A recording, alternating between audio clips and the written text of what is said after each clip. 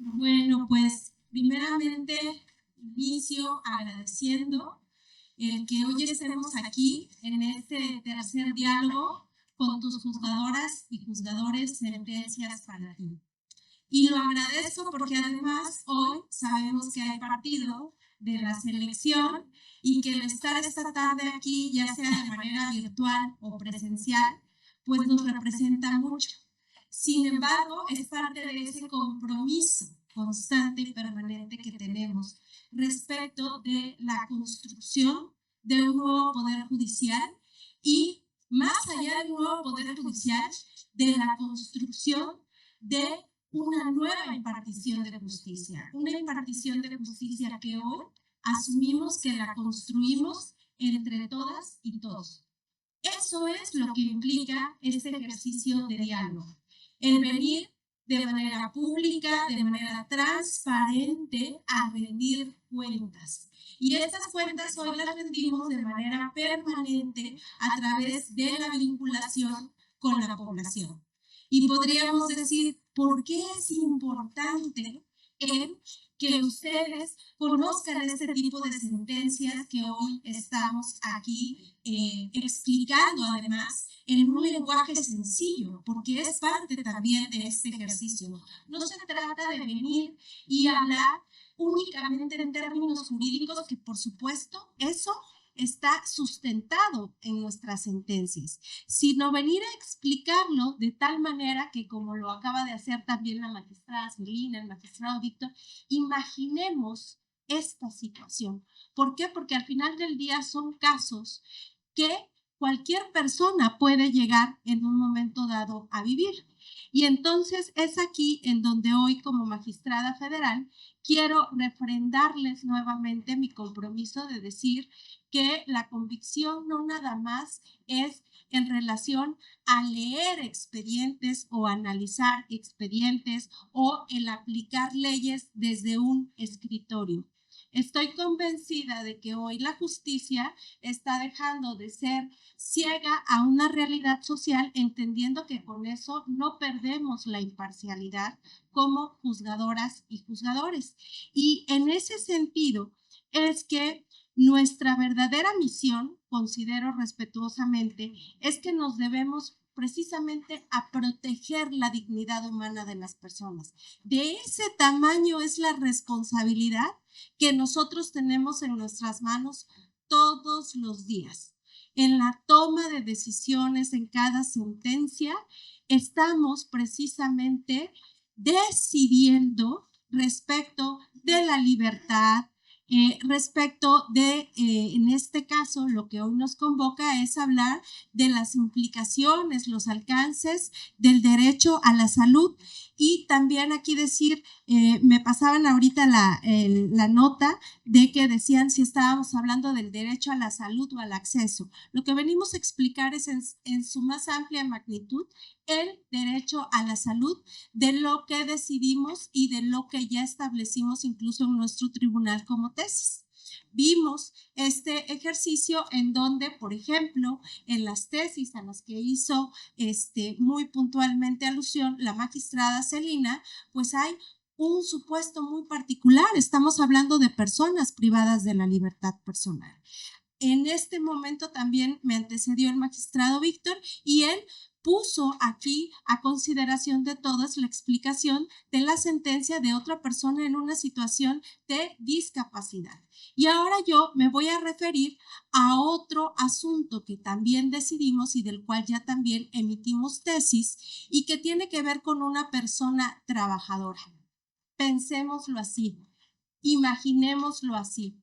Un hombre que trabaja para una institución pública, un hombre que además es padre de familia y que en un momento dado de su vida, siendo trabajador para esa institución pública, y subrayo en todo momento pública porque esto es parte de los argumentos de esa institución, que dijo no soy autoridad para efectos del juicio de amparo, pero ese hombre en un momento de su vida recibe un diagnóstico y ese diagnóstico tan terrible es que tiene cáncer de próstata.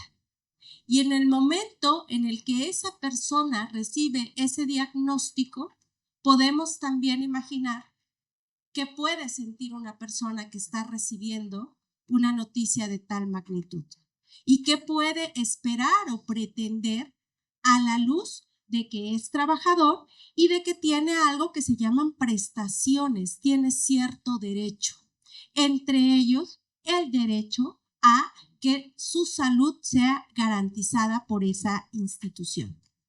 Sin embargo, ante este contexto en donde recibe este diagnóstico, lo que ocurrió es que ese derecho a la salud, dijo, le estaba siendo violentado, es decir, no se le estaba dando la atención adecuada.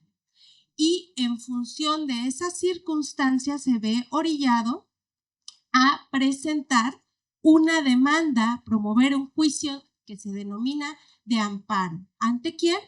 Ante el juzgador federal, que se denomina juez de distrito. Y es así como el asunto llega a los tribunales federales, primero al juzgado de distrito, en donde después de seguirse todo el trámite del juicio de amparo, lo que decide ese juzgador federal es conceder el amparo porque consideró que en efecto se estaba violentando ese derecho a la salud. Pero la institución no estuvo de acuerdo con esa decisión que tomó el juez de distrito. Y entonces lo que ocurrió es que dice, como yo no estoy de acuerdo con lo decidido por el juez, entonces se va a otra instancia. Vamos a pensarlo así, hay un juez que fue el que decidió y entonces de esa decisión es de donde llega el asunto con nosotros, que somos esa otra autoridad, ese tribunal colegiado de circuito que toca a nosotros decidir si la decisión de ese juez de distrito estuvo correcta o no estuvo correcta. Y lo que nosotros decidimos fue confirmar esa sentencia. Y analizamos cada uno de los agravios, es decir, de lo que dijo dolerse esa autoridad, porque planteó varias situaciones. Primero dijo, a ver, en este asunto yo considero que el juez no actuó correctamente porque no debió de haberme considerado como autoridad para efectos del juicio de amparo. Y no debió de haberlo hecho porque incluso debió de conocer de ese asunto una autoridad laboral. Porque pues si estamos hablando de que yo soy el patrón y él es el trabajador, entonces hay una relación laboral y debió de conocer una autoridad laboral y no juzgador constitucional, un juez de distrito a través de el juicio de amparo. Sin embargo, al respecto, nosotros lo que decidimos es que no le asistía la razón. ¿Por qué? Porque simple y sencillamente, si bien es cierto, entre ellos existía una relación laboral, lo cierto es que lo que se estaba como tal violentando es un derecho humano que está reconocido en el artículo 4 de nuestra Constitución, el derecho humano a la salud. Y entonces, en función de ello es que se le explica por qué sí es autoridad para efectos del juicio de amparo.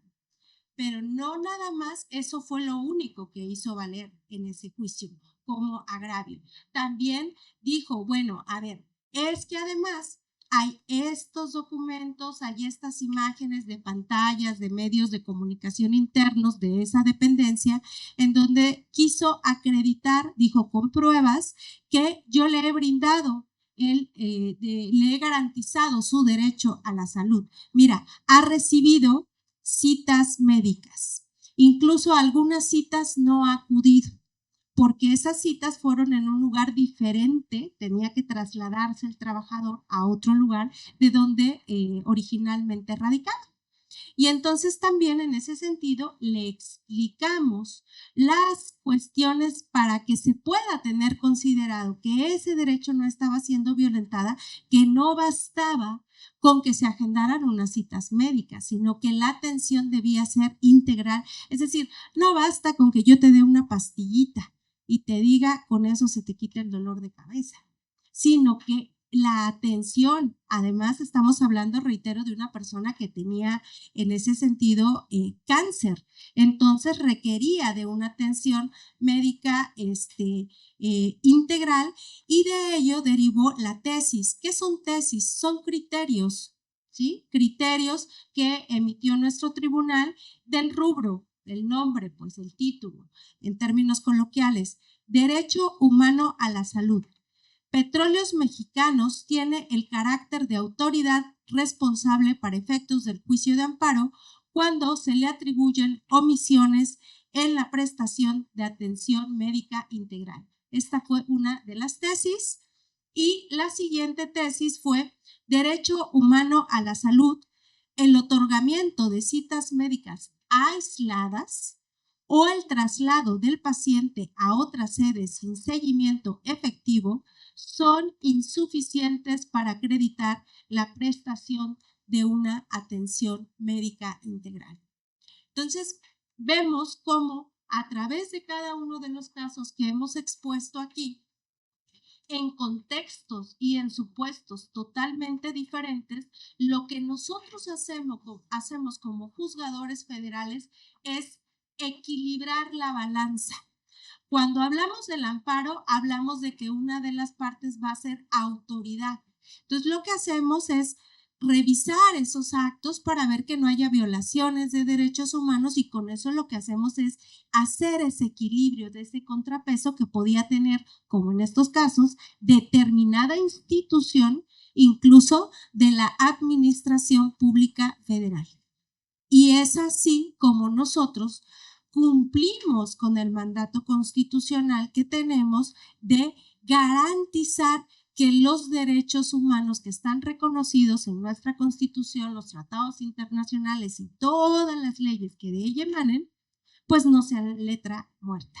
Entonces, hasta aquí, ¿alguna duda, algún comentario, algo que quieran preguntar o participar? Porque de eso se trata.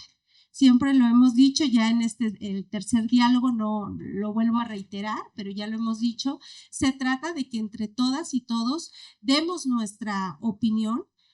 Venimos a hablar ya de decisiones tomadas. Por supuesto, nosotros no podemos prejuzgar, ni es esa la finalidad de estos diálogos, pero sí el escuchar las opiniones de ustedes, pues también enriquecen, porque hoy los juzgadores tenemos esa sensibilidad del decir que la justicia la construimos entre todas y todos. Muchas gracias.